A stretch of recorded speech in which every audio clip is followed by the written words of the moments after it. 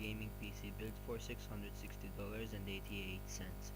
So I am sorry that it took me till today to make this month's video, since I got this new laptop. I bought it second hand. That it has a quite good graphics card, and I got it for a very good price, so I had to transfer the data. And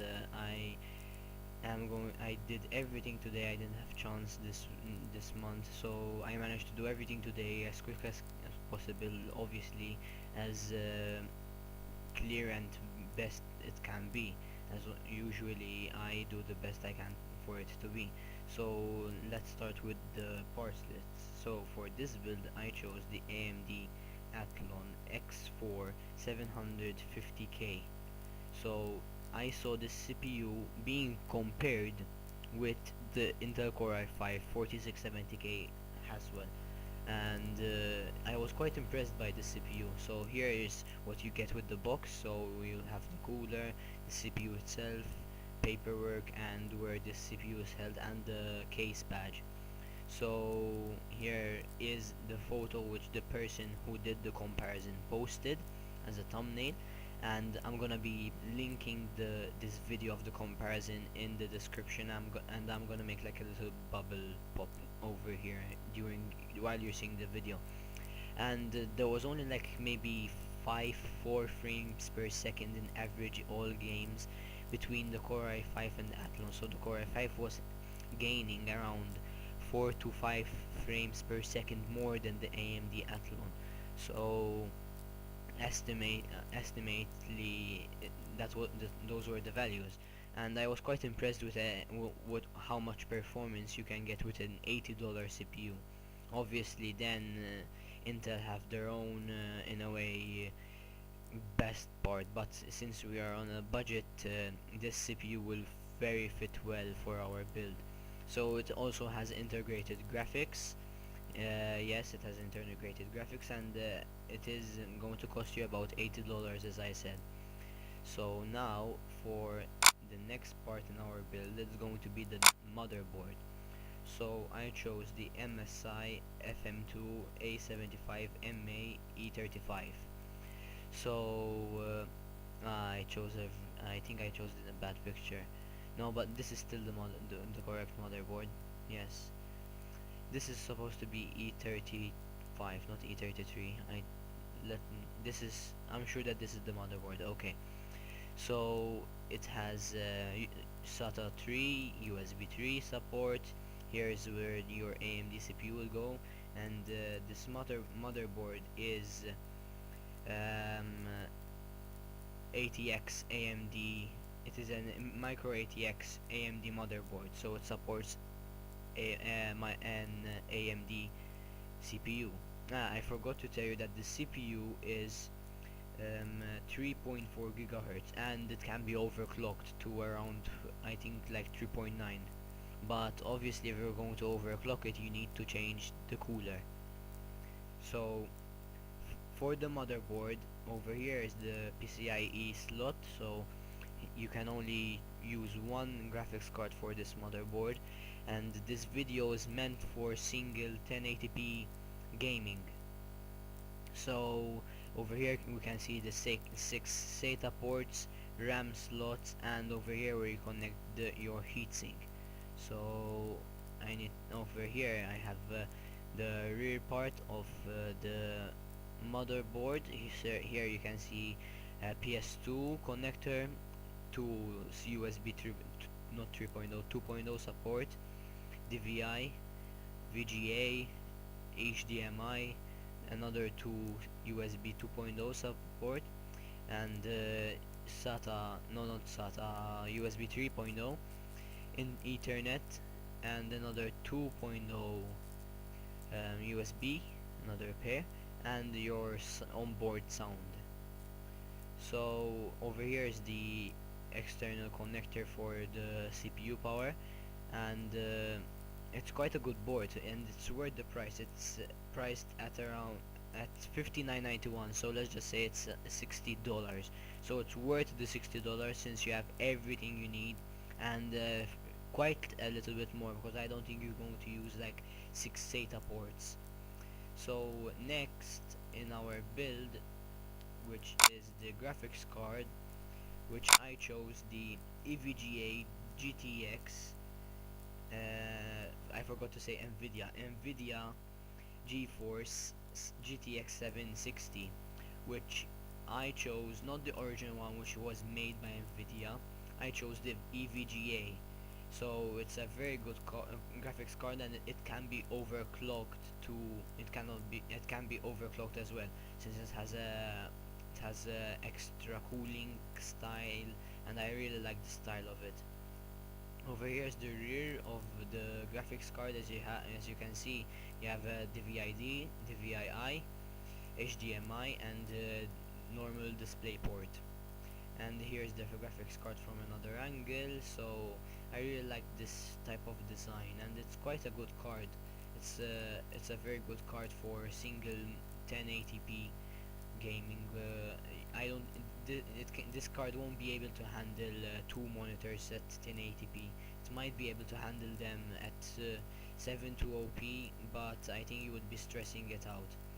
For a single monitor, it is a very good graphics card, and it has 2 gigabytes of GDDR5 memory, and it is clocked to 256 bit.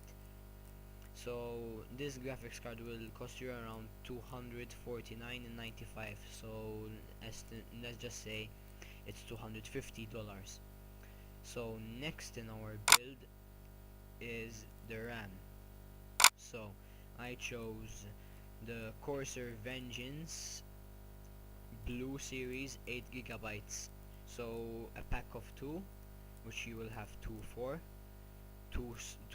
RAM sticks of 4 each, and these are one of the best RAM I think that you can find at the market right now for a budget. So they're $80, and they are highly worth it. They are clocked up to 1600 megahertz, and they are DDR3, and they would fit in the motherboard perfectly with no problems, and you have 8 gigabytes, so that's going to be enough for gaming, and also having some programs, small programs, maybe let's just say your browser on during gaming. I do not suggest that you have your browser on. For example, let's just say you're gaming and you have your browser on. Some, like Google Chrome, it uses a little not a little, a kind of large amount of RAM. The more tabs you have, the more RAM is going to use. So I always suggest, unless you have like 16 gigabytes of RAM, then it's okay. You can go and leave your browser on, but try and remove all unneeded programs, or not just the browser, any programs which you don't need. So for example, let's just say you have folders launched and you don't need them launched, so exit them before you launch the game. That will help your PC very little, but every little counts in a way. So for the next part is going to be our hard drive.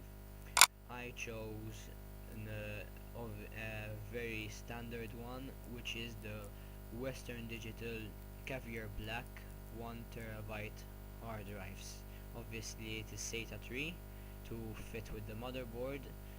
Over here you can see the hard drive. It has 64 megabytes of cache, and it's I think I already said it. Yes, SATA 3, I said it, and it's a 7200 RPM drive, so it's going to be quite fast for our budget. Obviously not as fast as an SSD, but it's going to be fast enough for our budget build.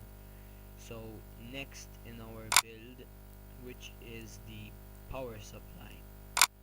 So I went with the Corsair Builder Series CX 600 watts, and it is 80 plus bronze. This power supply, as you can see, 80 plus bronze, and it has a 120 millimeter fan on top. This is not modular. It is not a modular supply, but it's quite a good supply, power supply for its price, and it's only $47.23, and it's quite worth it. You have 600 watts of power, so that's ton for this build to power up your graphics card, motherboard, CPU, everything, even some LEDs. You're going to have about maybe an extra, so let's just say 100 watts free, but I do not suggest to get a 500 watts. The 500 watts, it's only like maybe $5 difference if I remember correct. So it's better having that little extra. If for example, let's just say you say, let me just connect more LEDs or change the CPU cooler if you're going to overclock it a lot, and you'll have that extra power ready to use. So I highly recommend this power supply, and it's 80 plus bronze, so you're going to save up a little in your power bill. So the whole bronze thing is that how the parts which are used to build the power supply, because every device, when you give it an amount of energy, it doesn't give you the full amount you gave it back as what you wanted. For example, it gives you, obviously a power supply gives out heat.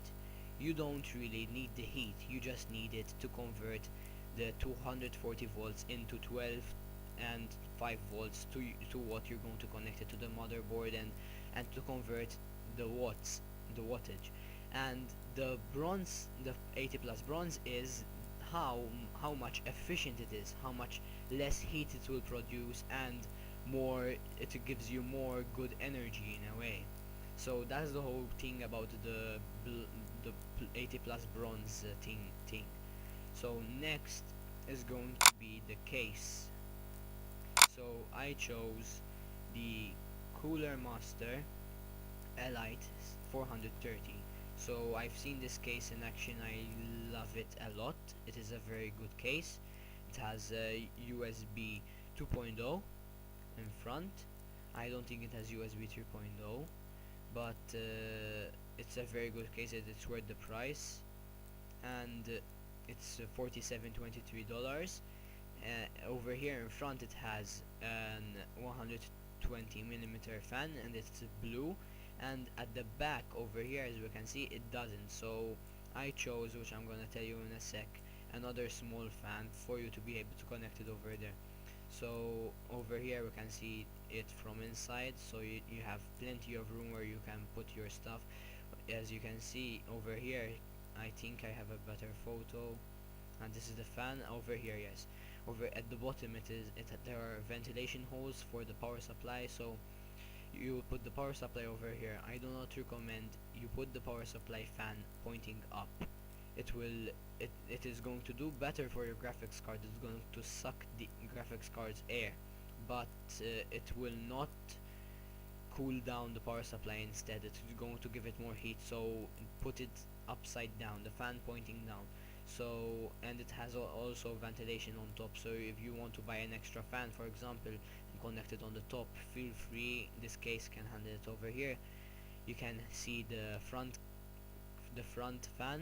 I think I have a photo of what color it looks when it's lit. And the fan, which I'm going to tell you, you saw this one, the picture of this fan, is over here. You can see it not turned on. Over here is when the fan is turned on. This model is the Cooler Master Sickle Flow 120 millimeter. So this is a blue LED version ish, because it is the same. There are three different colors but the same model number. So there is green, blue and red, and I went doing the blue one since the one of the case is blue. So I think I have a picture of it, of the case lit up, or no, I don't.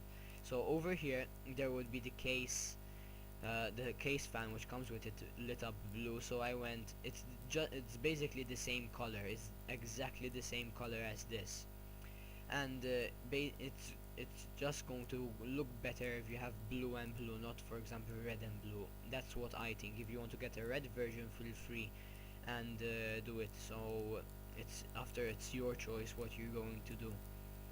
So over here you have many slots where you can connect your graphics cards, even if you need, for example, a Wi-Fi adapter, which I would be linking in the description. This case can also take up to 3 DVD drives and 2, I don't think floppy drives. You can put floppy drives, but I don't. The motherboard doesn't have IDE, so you're not going to be able to use floppy. Card reader, yes, you can connect a card reader instead. So you can connect two card readers if you want, and also the side panel there is where you can connect another fan. So I like this case, and it's totally worth it. It's worth the $47.23 which it costs. So that's about it, I think. Yes, I said all. I said them all. So thanks for watching. I will be posting in the description each and every link for for all of them, and I will be also posting additional items. For example, if you need a Wi-Fi card, a bigger hard drive, a better CPU, maybe better RAM, a better video card, I will be posting them in the description. Thanks for watching. If you like what I do, please like the video and subscribe to receive an email every month, on building gaming PCs every month, because I'm trying to make a gaming PC build every month. So this is my third gaming PC build for November, and